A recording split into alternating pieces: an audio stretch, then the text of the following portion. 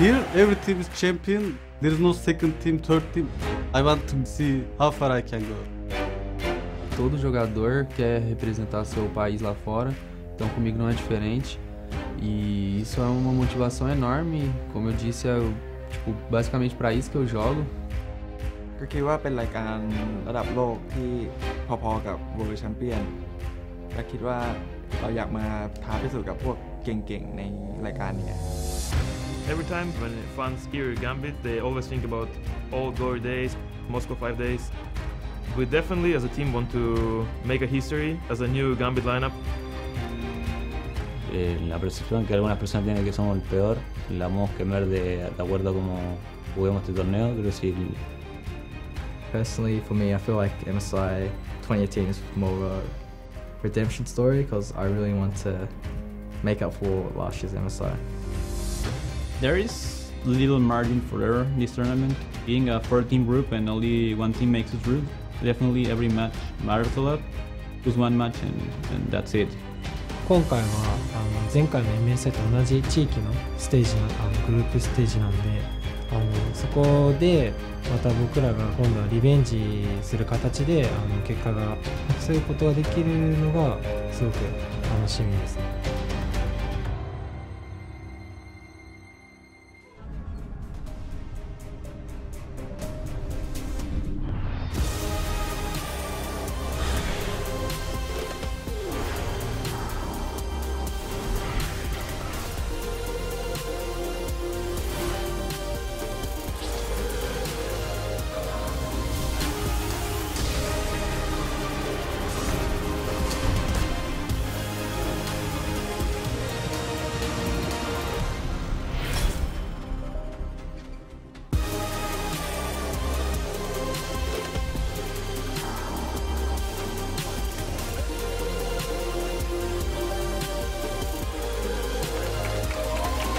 Welcome to the opening day of the 2018 Mid-Season Invitational. 14 regions from all over the world have sent their champions to fight for the title, and we are kicking off the action this week with the play-in stage live from Berlin. I'm EpicSkillshot bringing you the hype alongside Andrew Vediasday and Berento Raz Mohammed. Fantastic to have you both here. Are we ready for the play-in? Yes, it's going to be a very exciting tournament. Only the top team from each group will get through, so a lot of competition is going to happen. And you know what? The road just don't stop for me. From coming from Chengdu, flying all the way over, learning all the teams here today, I know it's going to be a great fun with you guys. It will be. You also have a fantastic suit on. I have to say, did you come here and did you think, well, you know what, I'm going to have to one-up whoever's next to me, so I'm just going to pull out the great suit from day one? Oh, yeah, 100%. I knew I was next to Vedias, and the war is going to start here today. Fantastic. You both look amazing, and we have some fantastic action coming up. The play-in stage features 10 champions fighting to lock their spots in the group stage. Now, before we break down the nitty-gritty of all the teams, let's remind everyone of the format here at MSI 2018. Hey guys, it's Rivington III here with your guide to the 2018 Mid-Season Invitational. This year, 14 teams will compete in up to 3 different stages of MSI: the play-in, group stage, and knockout stage. First up is the play-in, where from May 3rd to the 9th, 10 teams will compete in Berlin for the 2 remaining spots in the MSI group stage. 8 of those 10 teams are drawn into 2 groups, which is based on their historic international performance and competitive strength. For more information on how we decide on seeding for MSI, check out the corresponding article available at lolesports.com. But for now, let's get into the pools from which the groups will be drawn. Pool 1 is Turkey, Brazil, the CIS or Commonwealth of Independent States, and Latin America North.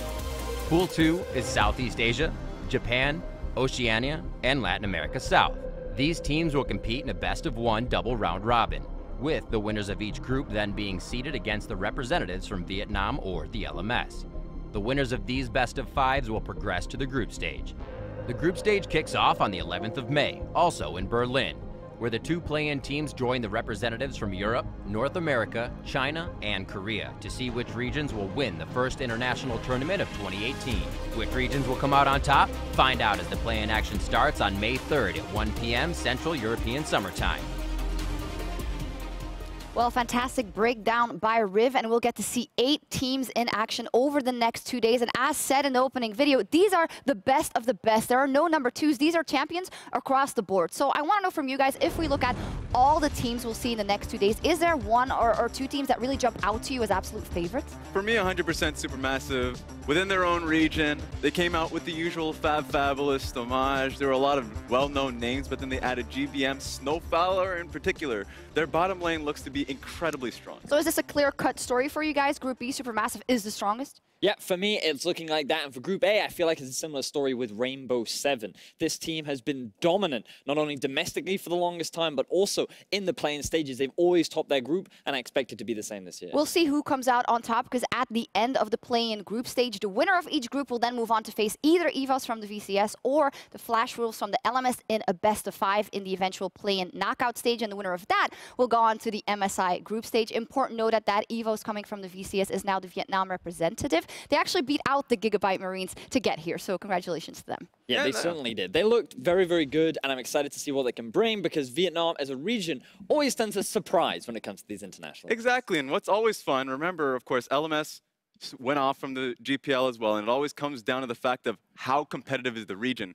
The fact that EVOS ended up taking down the Gigabyte Marines means that's just the case here today. And which region is going to come out on top here, we'll soon find out. And we'll also find out what the teams favor on patch 8.8. It is actually the first look we get at it rather on the competitive scene. So guys, tell me, who's hot, who's not, who are we going to see, who's out? Well, 2 of the big things that people need to know is that Kaisa and Aurelia are enabled for this tournament. I know you're pretty familiar with Kaisa over in the East, but for the West, this should be our first time seeing her. Some big changes to both LeBlanc and Ari as well. How prevalent they'll be in the meta is up for debate, but given our caliber of mid laners that we have in this tournament, you never really know what they're going to bring out. And remember, there was a jump from 8.6 to 8.8, so in 8.7, you got to see the resolve changes specifically as well. So 100 HP lost level 1 means that champions like Tom Kench that also got a direct hit and nerfs with Braum, we might be seeing a lot more mage supports. Are we happy about that? A bit of a change? Yes, I like win lane, win game. No, let's stop with the Janna. Morgana, Nami, Lulu, those are the champions I like. We can forget about the Janna. Let's see what the teams bring out. Today is the kickoff of Group A. That means we will see all 4 teams of Group A playing today, and all of them in the first 2 games, starting out with Gambit Esports versus Chaos Latin Gamers, and then Rainbow 7 versus Ascension. And that will make us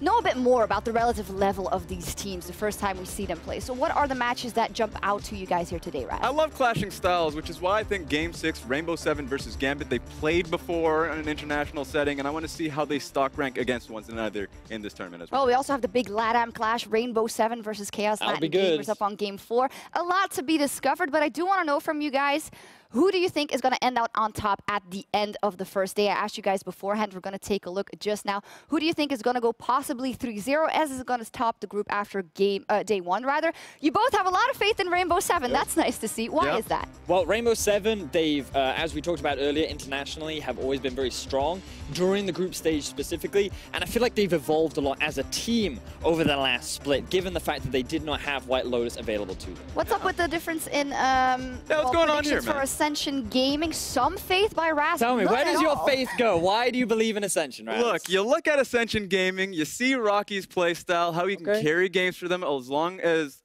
well as in Treso with the experience that they have on the bottom side of the map. I just feel like they can take it. I personally don't have that same kind of faith. I'm looking more at Gambit. I feel like that they did change out their AD carry, and overall as a team, they seem to be improving. Their top side of the map feels very consistent and strong. And Ascension, I feel like their only good player is Rocky. So I just don't have that same kind of faith, and they'll have to surprise me if they get themselves Well, we will keep track, obviously, of your picks here and there. Plus, it's also important to remember that after day 1, even if Rainbow 7 goes 3-0, they still have another full day of groups to play on Saturday. So not all would be lost for the other teams.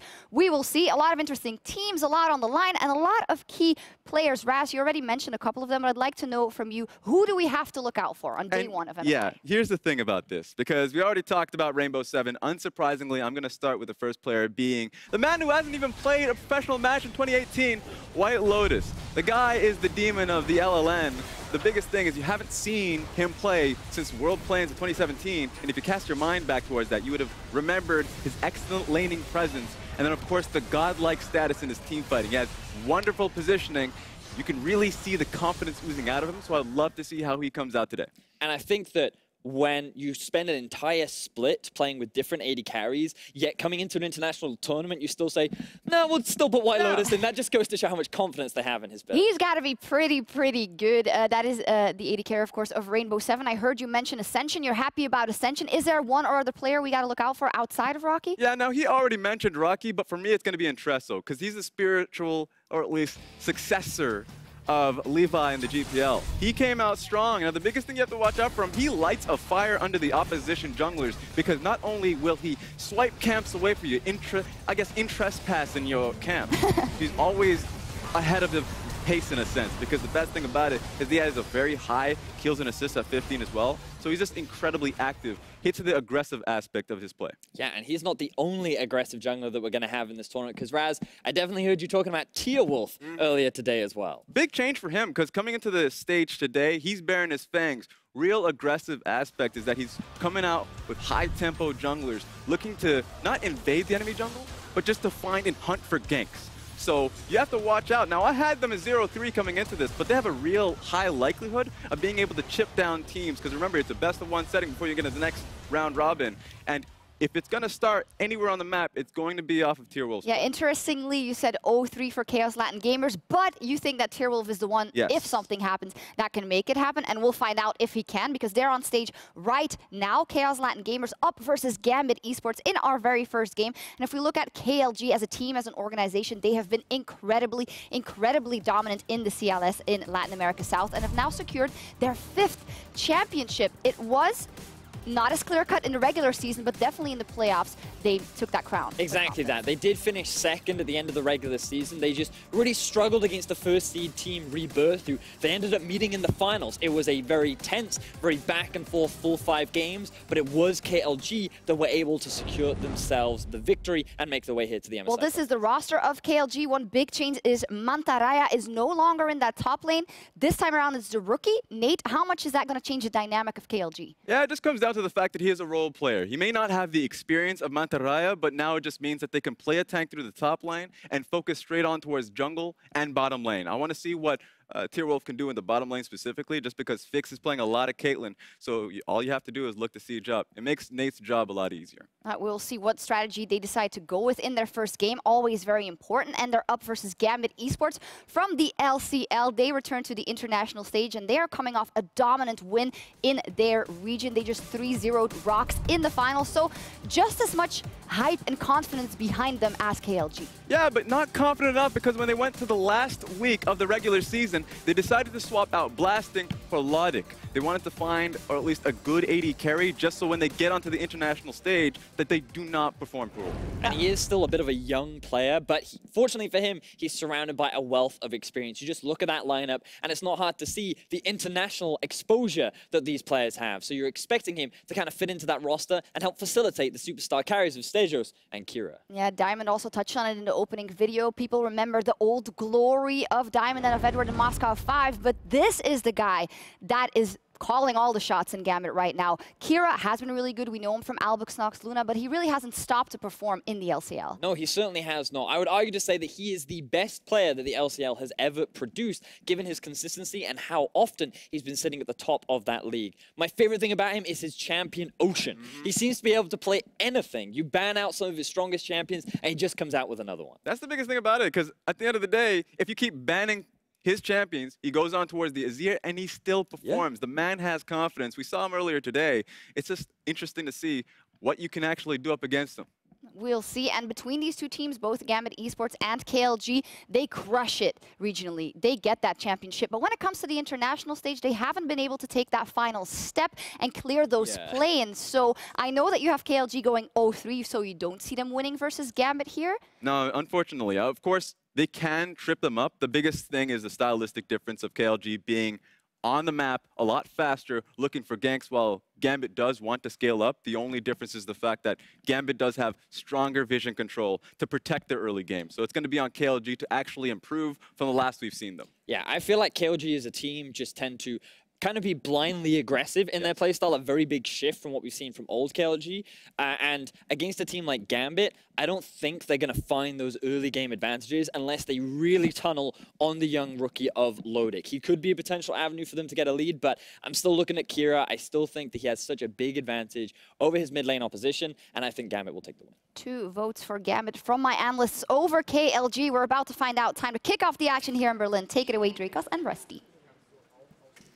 Thank you very much, Shox. Hello, everyone. I'm Daniel Dracos here, as mentioned, with Zach Rusty Pie, International Man of Mystery, flying his way all the way to Berlin. I'll take it, man. I'm just happy to be here. It's another play-ins tournament. I'm always here. You can't get rid of me, no matter how hard you try, Drake. And I mean, it's just an exciting matchup to be had for sure. I just want to see what's going to happen. But let's start by meeting the teams on the blue side representing the LCL. It is Gambit Esports.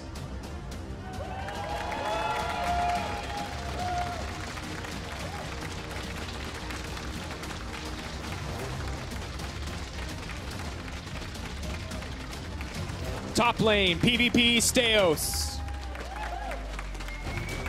Jungle, Diamond Prox. In the mid lane, Kira. AD carry, Lodic. Support, Edward. Coach, Atramains. And their sub-jungler, Segamitsu. Their opponents from the CLS, ladies and gentlemen, please welcome Chaos Latin Gamers.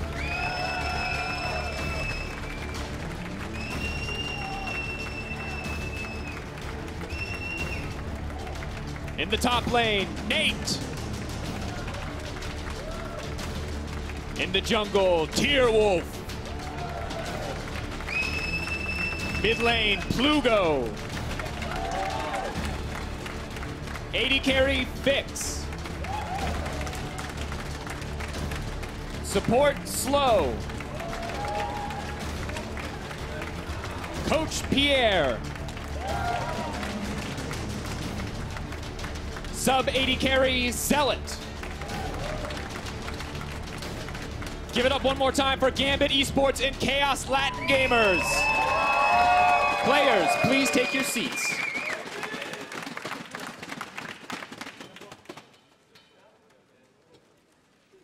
And Rusty, as we get ready, I mean, they talked about it on the desk already, but prestigious lineups here. That's one of the things I love about these play-in events. We get to see a lot of the same players return, refine their strategy, because so many of these guys are regional powerhouses. They absolutely dominate their domestic leagues. They come again and again to these play-in stages, and I feel like we see something different from them every time. Yeah, they certainly do. And if the first team we look at is Chaos Latin Gamers, you'll note that they've won 5 out of their last 7 season titles. So they are a dominant team domestically. Even if this split was a struggle, they're an organization that constantly seems to find success. And once again, they're here today. And when you speak towards that struggle, though, it's something that they have to get over, that hurdle they have to succumb and actually get past to look good on the international stage. But they're always here, so they've always got that opportunity. Absolutely are. We'll look at their opponents in a moment, but in the meantime, throughout MSI, guys, you can show your support by picking up Conqueror, Varus, and Ward skins.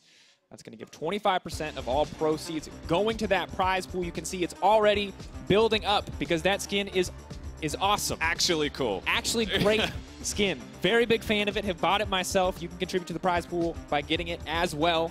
Get yourself a black, gold, and red Varus. Styling, kids. Build a Rage Blade. Build AP. It's fun. Why not? It's actually the best build. Just do it. We'll see if anyone on the opposite side, that is for Gambit, wants to go for it. Maybe Lodic wants to try his hand on that AP Varus. He is kind of the rookie player, though. I want to see exactly how they use him on this otherwise, you know, kind of storied LCL lineup. Exactly. When you look towards Gambit, they've got 2 members from Moscow 5 of old. They've got 2 members from Albus Nox Luna, which is a 2016 Worlds team that everyone should know and love. And then you've got Lodic, the new AD carry, the man who has a lot to prove coming into this because he is new to the team as well as the roster entirely. All right, well, ladies and gentlemen, with the first international event of 2018, we are testing a new broadcast look for the draft, so be sure to let us know what you think by tweeting at LOL Esports on Twitter. But of course, Rusty, we've seen it, we're ready. Let's get into it. Kai'Sa already banned